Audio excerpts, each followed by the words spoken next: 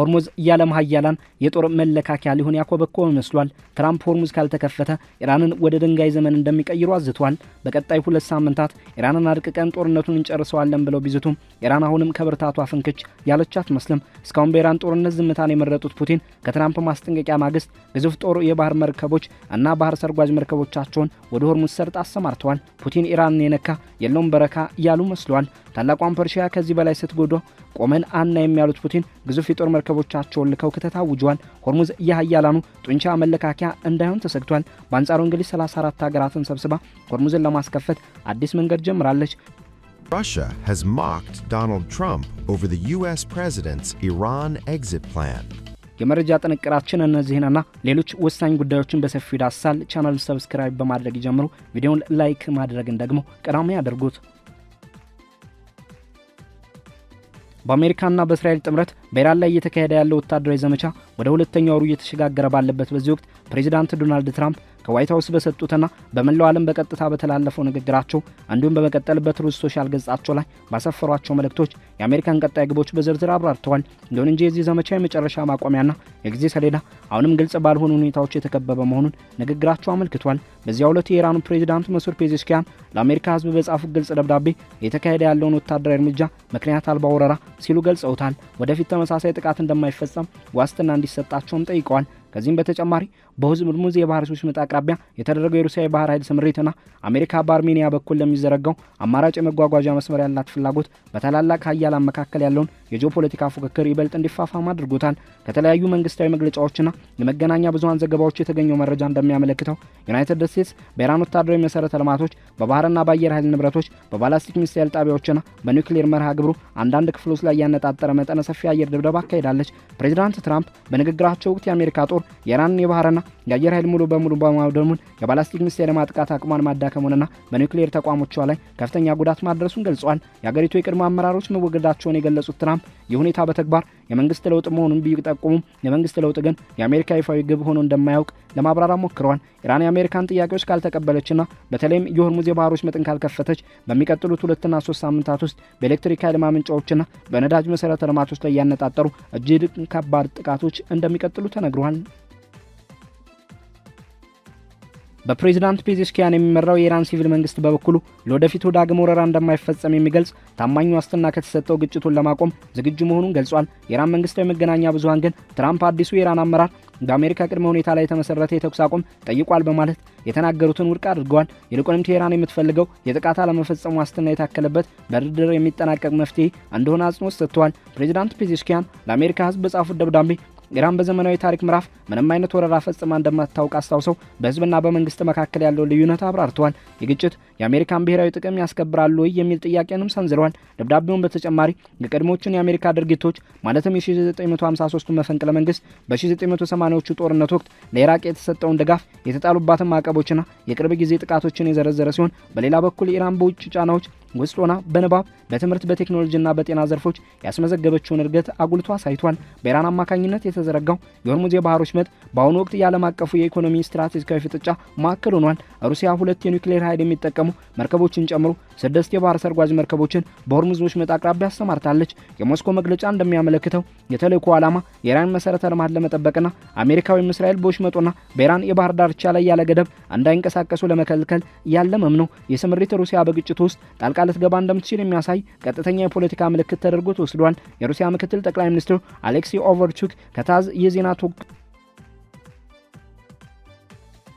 የሩሲያ ምክትል ጠቅላይ ሚኒስትር አሌክሲ ኦቨርቹክ ከታዝ የዜና ወኪል ጋር ባደረጉት ቃለ ምልልስ አሜሪካ በአርሜኒያ በኩል የትራምፕ መስመር የተባለ ዓለም አቀፍ የመጓጓዣ የኮሪደር ለመዘርጋት ያላትን ፍላጎት ገልጿል። የመስመር ከመካከለኛው እስያ የሚወጡ ዋና ዋና ማዕድናትን ወደ ውጭ ለመላክና የኢራን ሰሜናዊ ድንበር ለመቆጣጠር የሚያገለግል መሳሪያ መሆኑን ተናግሯል። በአዘርባጃን በኩል የዛንጌዚር ኮሪደር ተብሎ የሚጠራው ይህ መስመር በአዘርባጃን ዋና መሬትና በናኪቻያን ግዛት መካከል ያለውን ግንኙነት የሚያደስ ከቱርክ ጋር ቀጥተኛ ትስስር የሚፈጥረና አገሪቱን የዩራዥያ የሎጂስቲክስ ማዕከል የሚያደርጋት ነው።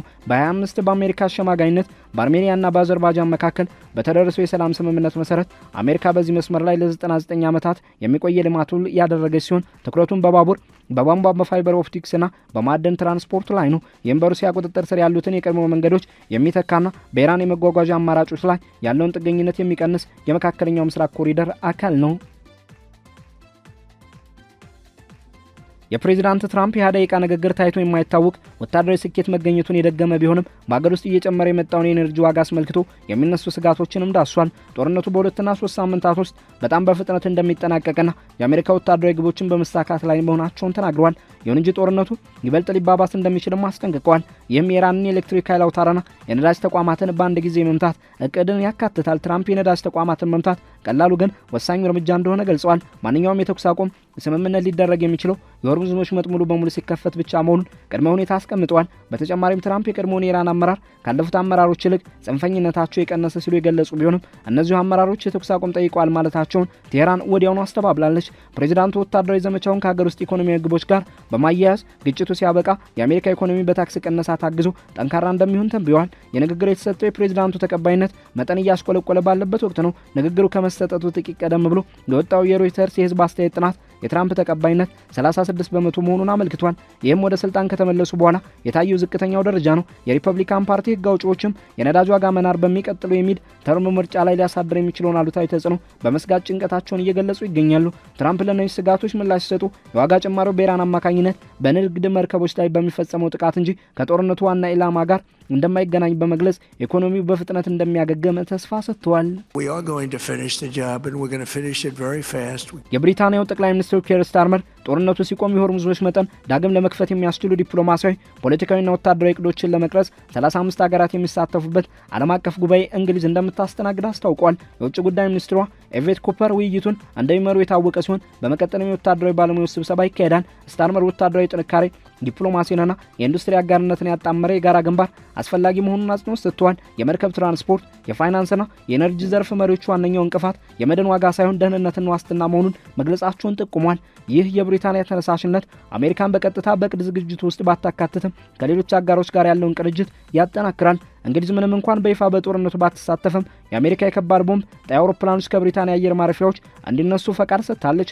የኢራንን ወታደራዊ አቅም በተመለከተ የወጡ የወታደራዊ ስትራቴጂ ባለሙያዎች ግምገማዎች ግጭቱ ፍጹም ተመጣጣኝ ያልሆነና በአንድ ወገን የበላይነት ላይ ብቻ ያልተመሰረተ ባህሪ ያለው መሆኑን በግልጽ ያመለክታሉ። ምንም እንኳን የኢራን የተለመደው የባህርና የአየር ኃይል ከፍተኛና አስከፊ የሚባል ውድመት የደረሰበት ቢሆንም አሁንም ድረስ በእጇ የሚገኙት የተረፉ የሚሳይልና የድሮን ሀብቶች በአካባቢ በሚገኙ የአሜሪካና አጋሮቿ ኢላማዎች ላይ ተከታታይ ጥቃቶችን ለመሰንዘር አስችለዋታል። ይሁን እንጂ ሩሲያ በቅርቡ ያሰማራቻቸው የኒውክሌር ኃይል የሚጠቀሙ የባህር ሰርጓጅ መርከቦች አዲስ አይነት ወታደራዊ ግርማና አስፈሪነትን የተላበሰ የመከላከያ አጥር የፈጠሩ ሲሆን ይህም አሜሪካ የሆርሙዝ የባህር ወሽመጥን ደህንነትን ለማስከበር የምታደርገውን ወታደራዊ እንቅስቃሴ ይበልጡ ስብስብና አዳጋች ሊያደርገው እንደሚችል ይገመታል።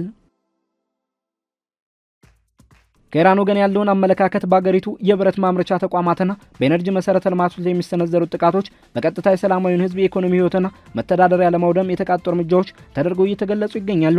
የፕሬዝዳንት መስዑድ ፔዜሽኪያን ደብዳቤም የወታደራዊ ጥቃት በሰው ልጆች ላይ እያደረሰ ያለውን ከፍተኛ ጉዳት በአጽንኦት የገለጸ ሲሆን በተለይም የካንሰር ሕክምና መስጫ ተቋማትና ተራዊ ሲቪል ማህበረሰብ ላይ የደረሰውን ተጽዕኖ በማንሳት ለወደፊቱ ትውልድ የማይጠፋ ቂምና ቁጭትን ሊያሳድር የሚችል እንዲህ አይነት ተግባር ምን አይነት ስትራቴጂካዊ አመክንዮ ሊኖረው እንደሚችል ጥያቄ አቅርበዋል። የኢራን መገናኛ ብዙሃን በበኩላቸው ምንም እንኳን የሀገሪቱ የበላይ መሪ አያቶላህ አሊ ኻሜኒን ጨምሮ ሌሎች ከፍተኛ አመራሮች ላይ የግድያ እርምጃ ተወስዷል ቢባልም መንግስታዊ መዋቅር ሳይናጋ መቀጠሉንና የተገደሉትን መሪዎች የሚተኩ ጠንካራና አቋማቸው የማይለወጥ ተተኪ አመራሮች ወደ ስልጣን መምጣታቸውን እየዘገቡ ይገኛሉ።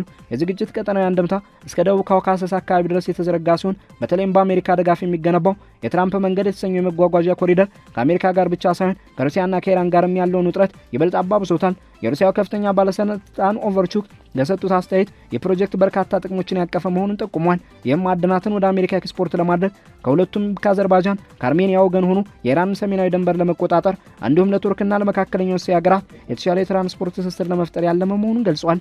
አርሜኒያ በበኩሏ የራሷን ሉዓላዊነት በማያስደፍር መልኩ የመንገድ አማራጮችን ዳግም ለመክፈት የሚያስችላትን የሰላም ጎዳና የተሰኘውን ተነሳሽነት ብታቀርብም አሜሪካ ያገኘችው የሊዝ ስምምነት በቴህራን በኩል በቀጠናው ላይ ያላትን ተጽዕኖ እንደሚገታ ተደርጎ በመታየቱ ከፍተኛ ተቃውሞ አስነስቷል። የአሜሪካ የሀገር ውስጥ ፖለቲካዊ ሁኔታዎች ትራምፕ ስላስመዘገባቸው ወታደራዊ ስኬት ከሚሰጡት ማረጋገጫና ህዝቡ ግን ለጦርነቱ ከሚወጣው ከፍተኛ ወጪ ካለው ስጋት መካከል ያለውን ጥረትና ግጭት በግልጽ ያሳያሉ። የፕሬዝዳንቱ ንግግር ስለ ምድር ጦር እንቅስቃሴ ወይም ደግሞ ከመሬት በታች የተቀበሩ የኒውክሌር ግብዓቶችን ለመቆጣጠር ስለሚሰማሩ ልዩ ኃይሎች ዝርዝር ማብራሪያ ከመስጠት ተቆጥቧል። ይሁን እንጂ የወታደራዊ ተንታኞች እንደሚጠቁሙት እነዚህ አማራጮች አሁንም በእቅድ ላይ ያሉና ከፍተኛ አደጋ ሊያስከትሉ የሚችሉ ናቸው። የሚጠቀሙባቸውን የጦር መሳሪያዎችና የጥይት ክምችት የሚከታተሉ ተንታኞች እንደሚያመለክቱት እንዲህ ያለውን ከፍተኛ ፍጥነት ያለው ጦርነት ለረጅም ጊዜ መቀጠል አሜሪካ ያላትን ትክክለኛ ኢላማ የመምታት አቅም ያላቸውን ዘመናዊ መሳሪያዎች ክምችት ሊያመናምን ይችላል። እነዚህ መሳሪያዎች ዳግም ተክቶ ለማከማቸት ደግሞ ረጅም ዓመታትን ሊወስድ እንደሚችል ተጠቁሟል። የወደፊቱን ስንመለከት ነገሮች አሁንም ድረስ በከፍተኛ ሁኔታ ተለዋዋጭና ያልተረጋገጡ መሆናቸውን እንረዳለን። ፕሬዚዳንት ትራምፕ ቀጣይነት ባላቸው ጥቃቶች አማካኝነት ከፍተኛ ጫና የማሳደረውን ተግባር እንደቀጠሉ ቢሆንም በሌላ በኩል ለድርድር ዝግጁ መሆናቸውን የሚጠቁሙ ምልክቶችን እያሳዩ ነው። ኢራን በበኩሏ በተለያዩ ሀገራት በዘረጋቻቸው የጥቅም አጋር መረቦቹ አማካኝነት ያላትን የመቋቋም አቅም ያሳየ ሲሆን አሁንም ድረስ የተወሰነ ያጸፋ ጥቃት የመሰንዘር አቅሟን ይዛ ቆይታለች። በእንግሊዝ የሚመሩትና ለአውሮፓና የእስያ አጋሮችን ያሳተፉት ዓለም አቀፋዊ ጥረቶች በቀጥታ በጦርነት ውስጥ ሳይገቡ ጦርነት ካበቃ በኋላ የኤነርጂ መጓጓዣ መስመሮችን ወደ ቀድሞ ሁኔታቸው በመመለስ ረገድ ሰላምንና መረጋጋትን መፍጠር ላይ ትኩረት አድርጓል። የሩሲያ የባህር ሰርጓጅ መርከቦች መኖር ደግሞ ግጭቱ ከመካከለኛው ምስራቅ አልፎ ከመላው የዩራዥያ ትስስር ፕሮጀክቶች ጋር የተቆራኘ መሆኑንና የጂኦፖለቲካዊ ፍላጎቱ ምን ያህል ሰፊ እንደሆነ ማሳያ ሆኗል። የግጭት እያስከተለ ያለው ኢኮኖሚያዊ ኪሳራ ከጊዜ ወደ ጊዜ እየጨመረ መጥቷል። ወዲያውኑ ከታዩ የነዳጅ ዋጋ መናር ባለፈ የመስተጓጎል በባህረ ሰላጤው ሀገራት ኤክስፖርት ላይ ጥገኛ የሆኑትን እንደ ማዳበሪያ፣ ኬሚካሎችና የተለያዩ የማኑፋክቸሪንግ ምርቶችን የዓለም አቀፍ አቅርቦት ሰንሰለት ክፉኛ ነክቷል። በኢራን ውስጥ የብረት ማምረቻው ዘርፍ መጎዳት በ10 ሺዎች የሚቆጠሩ ዜጎችን የስራ ዕድል ስጋት ላይ የጣለ ሲሆን ቀድሞውኑ በማዕቀብ ተዳክሞ የነበረውን የውጭ ምንዛሬ ግኝት ይበልጥ አክስሮታል። በኮንስትራክሽንና በማኑፋክቸሪንግ ዘርፎች ላይ የሚኖረው ተያያዥ ተጽዕኖ የተኩስ አቁም ስምምነት ቢደረስ እንኳ አገሪቱ ወደ ቀድሞ ኢኮኖሚ ሁኔታዋ ለመመለስ የምታደርገውን ጥረት ለረጅም ጊዜ ሊያጓትተው ይችላል። ትራምፕ እንደገለጹት የሚመጡት ሳምንታት ቀጣይነት ያላቸው ወታደራዊ እርምጃዎች ኢራንን በሆርሙዝ ወሽመጥ ጉዳይ ላይ እንድታረግድ ያደርጓታል ወይስ በእንግሊዝ የሚመራው ዓለም አቀፍ ዲፕሎማሲያዊ ጥረት ውጥረቱን ሊያረግበው ይችላል የሚለው የሚፈተንበት ይሆናል። የእነዚህ ሁኔታዎች መስተጋብር የቅርብ ጊዜውን የግጭት መፍትሄ ብቻ ሳይሆን የቀጠናውን የደህንነት መዋቅርና የዓለም አቀፉን የኤነርጂ ፍሰት የወደፊት ዕጣ ፈንታ የሚወስን ይሆናል።